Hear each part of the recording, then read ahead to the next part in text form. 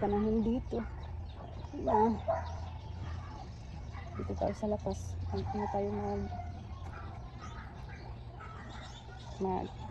bunot tayo ng damo para mabawasan naman ang damo dito sa ating backyard. Tulad sa ano, ayan na, marami na doon ang mga damo. Kasi na nga, itong tambis na to, matagal na to, yung bagyong Yolanda ata ba to? Ayaw igawas kay kuan.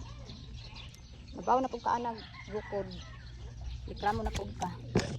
Maraming maraming damo na ayan ito yung bubunutin ko ng mga damo nasa nasa malapit sa nasa baba ng tambis ba. So ayun na guys, magbunot tayo ng damo para luminis naman yung paligid natin. Magandang tingnan, ganito talaga sa probinsya, no? Ganito ang dito sa amin sa probinsya. Mamaya susunduin ako ng aking asawa. Nandito kasi ako sa lugar kung saan ako lumaki. Ito, wala kasi akong gagawin kaya nagbunot ng damo. Ano na lang ang gagawin ko. Exit muna ako sa fitish kasi mahirap na ako mahirap na ako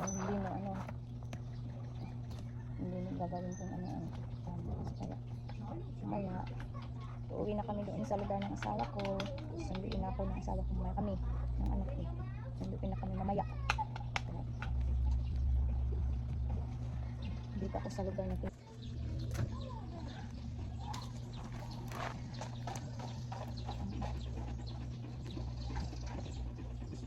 kasi pangit tingnan pag may damo ba.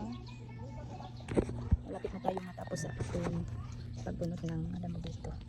Ayun na ay malilinis natin na lang ating tungkaran.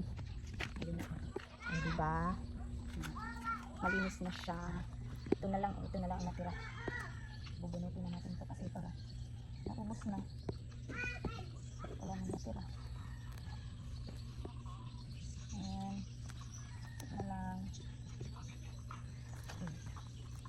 Ayun na.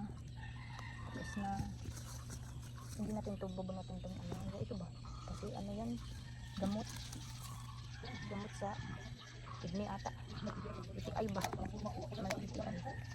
Ayun na. Ayun na guys. Kulang na lang sa walis. Tapos na tayo.